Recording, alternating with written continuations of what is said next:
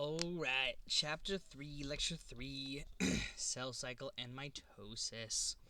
We're gonna go pretty quick through this. I'm gonna point out the most important things, but honestly, there's not a ton of depth, I would say, to this material. So much as it is just, repeating through it a couple of times to understand and know the process. So we're going to go over the phases of the cycle, the sequence of events that occurs during each of those phases, the phases of mitosis, internal and external factors that influence the system control, the checkpoints, apoptosis, as well as difference between apoptosis and necrosis. So essentially when we're talking about cell cycle and mitosis, we're literally just talking about cell division. So not just cell division, we're talking about the life cycle of the cell, okay? Orderly progression of events in the life of a cell. So there's two main phases. All of this green chunk is known as interphase, and we're going to have in this phase divided in a bunch of other categories, and all of this yellow is the mitotic phase or mitosis phase or M phase, however you want to say it. It all means the exact same thing. So the interphase we're going to jump into first, okay? We're going to jump into the G1 phase. This is the growth phase, aka gap 1, aka presynthetic phase. All of these are AKAs. Most often they're going to call it G1 phase, okay? The length of this, the things that we're going to want to know, like the things that are on the slides, looking at, how long this lasts, what is actually happening during this phase, and also any additional, does it have a checkpoint or not, like what makes it specifically special, okay? So the G1 phase is the growth cycle phase, okay? So this is where the cell is going to be increasing in size, it's growing bigger, taking in those nutrients, doing all that stuff that it needs to do, it's growing. So we get cell growth, we get protein synthesis, and this can take anywhere from, it can be a couple of hours, or this can be, a couple of days, or even potentially for long time in this area, okay? This is also our first checkpoint. Anytime that we have a checkpoint, we want to remember where these checkpoints are, because those are going to be perfect test questions to ask. At the end of the G1 phase, before we enter into what's called the S phase, our cell's going to do a self-check. It's going to say, okay, do we have enough nutrients and enough size to split cells? Is the DNA intact? Is the DNA, good to go for this kind of thing? And then do we have the specific growth factors indicating to us, like, hey, yeah, it's time to split as a cell because we need to do a little bit more. This last little note, I'm talking about G0 phase, we'll look back at that in a little bit, okay? So here we go, that G1 phase influenced by the growth factors, nutrients, cell size, DNA damage. I have it written here twice, so I'll just mention it now. Some cells, once they get to a certain point of the G1 phase, they can enter the G0 phase. G0 phase is kind of like a holding phase, where, it's not continuing to grow, but it's also, not planning on replicating. It's just kind of hanging out, maintaining where it is, okay? It's like that maintenance phase, just sitting there doing that, not planning on splitting, but also not continuing to grow bigger. And a good example of this is nerve cells. They say, once you have your nervous system cells, you don't get more nervous system cells. You'll only get the brain cells that you get. So that's an example of that. So after the growth phase, we go through our checkpoint. We see all of our checks. Everything's good to go. We move on to the S phase. S phase is where we get DNA synthesis. It takes about 6 to 8 hours, and connecting DNA synthesis to what kind it is, we're going to get a lot deeper into DNA synthesis and what all this means in future material, but I want to just mention the keywords now so you're used to them, right? So DNA, when it's synthesized, when it's copied, that's a better way to say it, when DNA is copied or replicated, right, any of those words, it is done so in what is called a semi-conservative manner. All this is saying is, so we have our double helix DNA, right? We have a double helix DNA connected by all those bonds and whatnot. That is going to split. One strand is here, another strand is here, and then we get the new strands that we copy on that match just like that. So when we go from what we call the mother strand to two daughter strands, a strand of the original is conserved in each new replicated DNA. So that's why it's called semi-conservative. Okay? After the S phase, those are the most important things in the S phase, we get the G2 phase, the gap 2, or post-synthetic. So G1, pre-synthetic, so pre-synthesis of the DNA. G2, post-synthesis of the DNA. Takes about 3 to 6 hours. It's prepping for mitosis. And then we have another checkpoint for repair of DNA. So we're going to go back through our DNA and double check it, make sure that it is good to go to be split so that both cells, the new cells, are going to be healthy. And then we get a little bit more growth, and the final preparations to enter mitosis. Here's just another slide going over that semi-conservative replication. Again, you can go through, just read through this a little bit. It's not too difficult of a concept to understand. Here's a good little image to show what's going on there. Now, we're going to talk about the second overall phase of the cell cycle, and that is the actual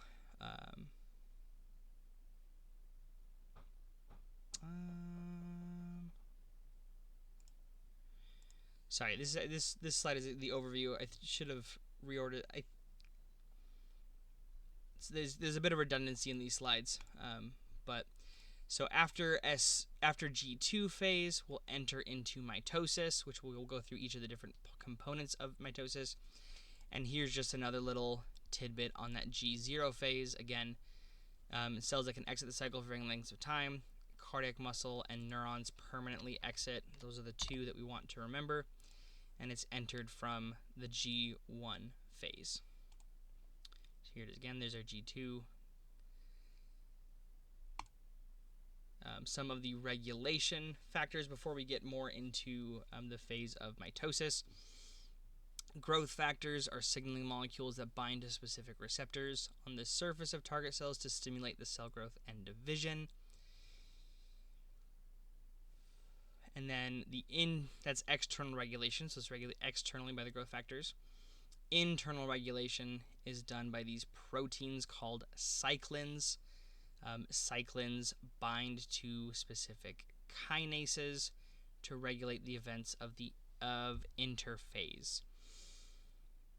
Basically, understand the inside of the cell, specific proteins are released, which then activate other proteins to make the cell do its thing. You'll learn in biochem, kinases are specifically related to phosphorylation. Kinases, that ACE again is an enzyme, and that's going to be related to phosphorylating, adding a phosphate to different things. And you'll see often kinases, their jobs are either to activate or inactivate things that are going on. Most of the time it activates, but so in this case the kinase is going to go and it's going to activate, phosphorylate something, is going to activate it, and it's going to push forward interphase and push it forward into wanting to split. Okay, but keywords, remember cyclins, remember the cyclin-dependent kinases, cyclins, kinases, those are the keywords to remember for internal regulation. Mitosis now, so we went through interphase, and then we're going to enter into mitosis. So here, G2, we finished G2. Here's our first checkpoint at G1. Here's our second checkpoint at G2. And then we're going to enter into the mitotic phase, or M phase. We start off with prophase first. Prophase metaphase, anaphase, telophase, cytokinesis. Sometimes you'll see an extra one. It's actually was seen in the picture before. They'll call it prometaphase. Prometaphase. It's kind of like the in-between prophase and metaphase. I don't recall if this specific professor currently, messes with prometaphase, but just understand that if you do see prometaphase, it's just this time in between prophase and metaphase. The end of prophase, the beginning of metaphase. That's what it's referring to. But we typically say there are 5 phases: prophase, metaphase, anaphase, telophase, and then cytokinesis. As well as just another vocab word that we need to know, karyokinesis. This is the division of the nucleus to form 2 daughter nuclei. Wasn't really great other place to put this, so this is just a word you need to know for the test. This is going to be tested on, just as like a straight definition. So, prophase. So with each of these, we need to know the order in which that they happen, and then the main events that are occurring in each of these phases for exams. So prophase, we have the following. So chromatin condenses. Okay, we get the formation of chromosomes. The nuclear envelope breaks down. Remember that nuclear envelope that's surrounding the nucleus? That breaks down, it gets dissolved. The centrosomes, that pair of centrioles that we talked about, migrate to opposite sides of the cell, and microtubules are generated connecting centrioles to the chromosomes. Remember in the lecture 2 material, we talked about that whole railway system and my brain is spacing on the specific word that it uses. Let me pull it up.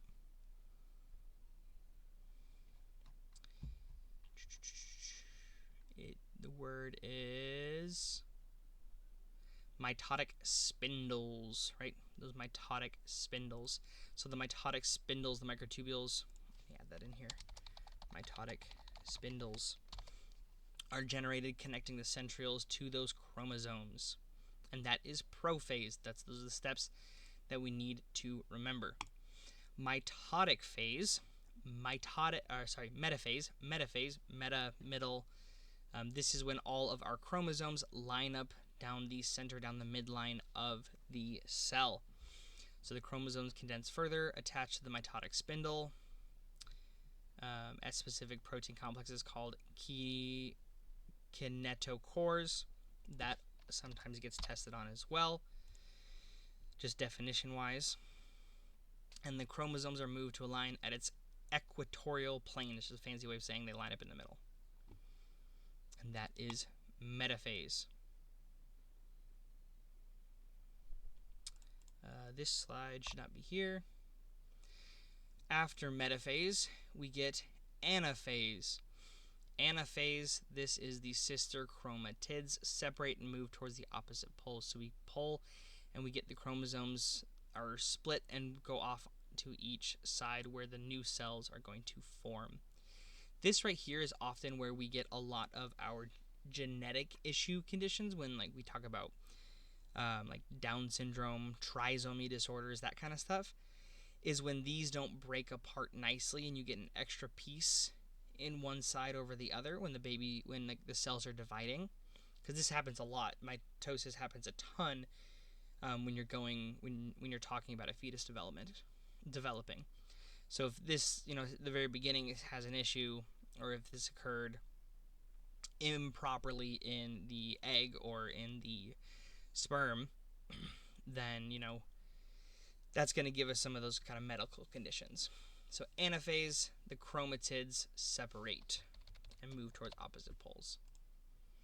As with all these, I have a full description down below about a bunch of the extra stuff, everything else that's going on. But what's on the slide is the most important, which you need to remember. If any of these don't make sense, you can look below and read through, and it should spell it out pretty clearly.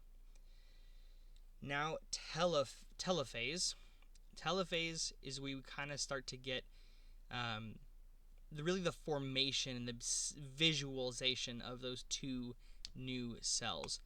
You can kind of see cytokinesis. Cytokinesis is the actual splitting, the action, that's the vocabulary term for the sexual splitting of the cell, getting condensed into two separate cells. And it actually begins technically all the way at the very end of anaphase. Most of the time, at least in this chart, it says the end of anaphase. Most of the time, we say that it's in telophase that cytokinesis begins to repair. Often that's teacher dependent, so just depending on what your professor says. There's research to back up both of those, that it starts in telophase or that it starts in end of anaphase. So telophase, nuclear envelope is regenerated. The chromosomes disperse, meaning they unfold, so that they can go back to that, their chromatin type form to be able to be read and be able to start generating proteins. And you get those preparations for cytokinesis. You can start to see how it starts to pinch and squeeze right here. Remember earlier when we talked about that cleavage furrow? Kind of that's what we're talking about, which we'll look at that more in a sec. Now, actual cytokinesis begins towards the end of anaphase, continues through telophase, and completes to end the process of mitosis. Cytokinesis is the final stage of the cell division process, where the cytoplasm of a single eukaryotic cell is divided into two daughter cells. So cytokinesis, fancy way of saying the cell,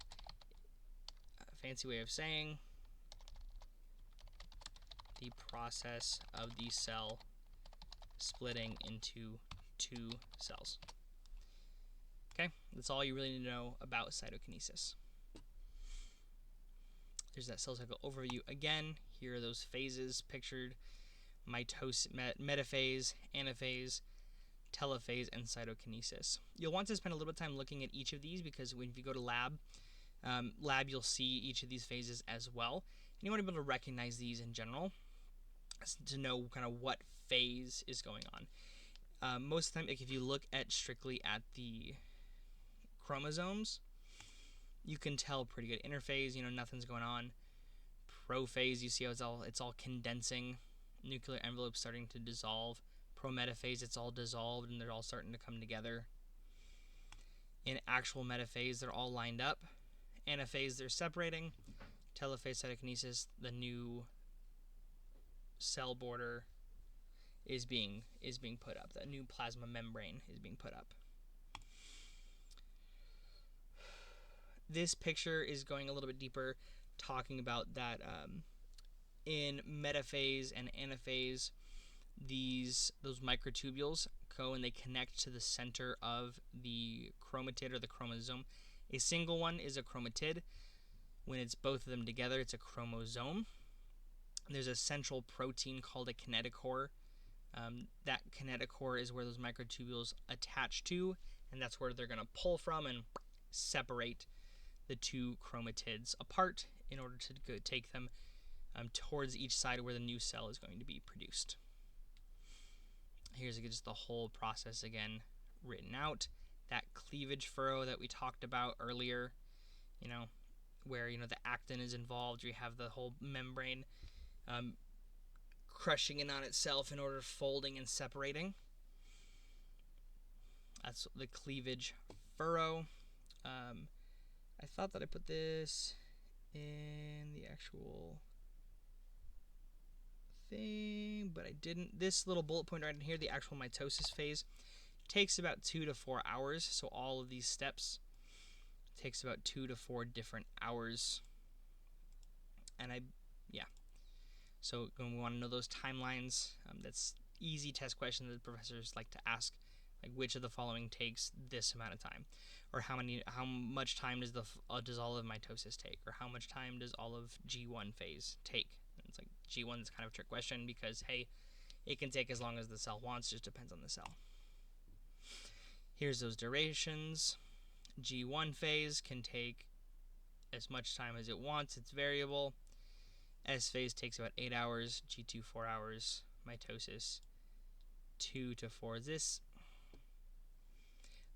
listen to what they say specifically. I have it all written here. This is what the slides say. Mitosis is 2 to 4. S phase is 6 to 8. G2 is 3 to 6. G1 is variable. G0 phase can go and essentially take forever, though.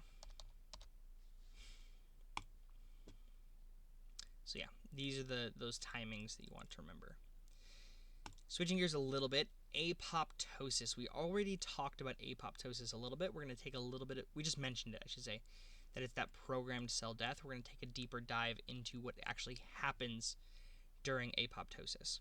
The reason why apoptosis is included in the mitosis lecture is because at the same time, we need to create new cells. We need to break down and destroy old cells.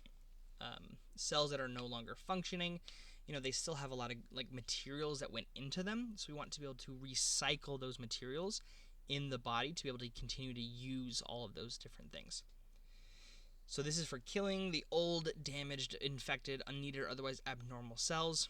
We shrink the cells, detach and round them up. We release these chemicals called chemoattractants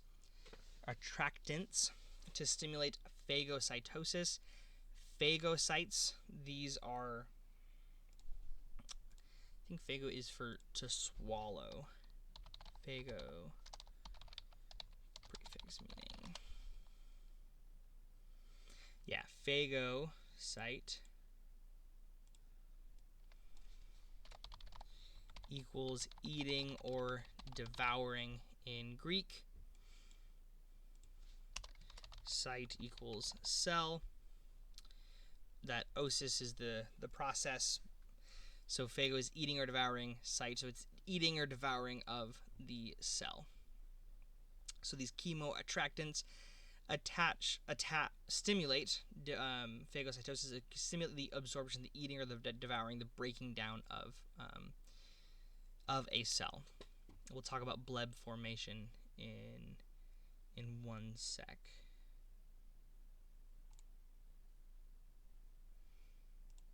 Okay, I list it all down here, a little bit more in detail, but essentially the body identifies cells that are no longer working, not able to do their jobs, and they shrink from the inside. They start to break down. Essentially, the body programs and starts the programmed cell death through autolysis. It starts to break down the inside of the cell, the amount of cytoplasm, everything. It shrinks. You get these little bleb formations. You take bits and pieces of the cell, essentially that plasma membrane shrinking in on itself into these little blebs, little circles, these little bundles that contain cytoplasm, bits and pieces, organelles, proteins, other stuff, and it pulls it and separates it off from the cell, which then the body can break down and reabsorb later and to be able to reuse those components. I'm going to show these pictures first. There's kind of that bleb formation going on, bleb formation, these differences, with apoptosis. Apoptosis is a completely normal thing, and it's actually necessary for human development in life. So normal reorganization of tissues in the embryonic development, for example, the hands and the feet. When we're developing in utero, you actually have webbed hands and webbed feet, and actually you get chemical signals to those regions of the body that actually break down the cells that are interconnecting our hands and our fingers and our toes in order to allow them to be individual digits.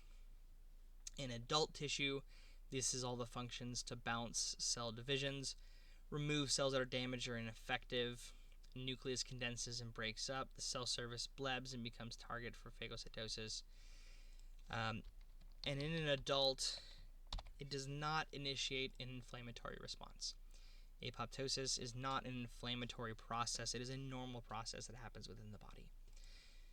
This differs from necrosis. We have our healthy cell. Necrosis is also cell death, but it is unplanned cell death. We want to compare apoptosis to necrosis. So here I put these side by side. So apoptosis is planned or programmed Necrosis is unplanned. Apoptosis starts internally inside the cell. Necrosis is due to external factors outside the cell.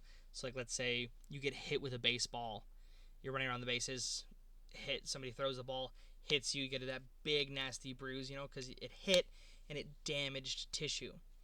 When those cells are damaged or destroyed, broken, you get swelling, you get all these things, and you can get breaking of those plasma membranes, and then those cells need to be killed, cleaned up, and taken care of. So that would kind of be, those external factors would cause necrosis. In apoptosis, the cell is going to shrink, whereas necrosis, the cell enlarges. You get that swelling of the cells because of inflammatory factors. Apoptosis, you get plasma membrane blebbing. That's an important word to remember. That one word will come up on tests. Whereas necrosis, you have uncontrolled loss of the plasma membrane control. So plasma starts the cytoplasma, or yeah, just the plasma membrane, the phospholipid plasma membrane.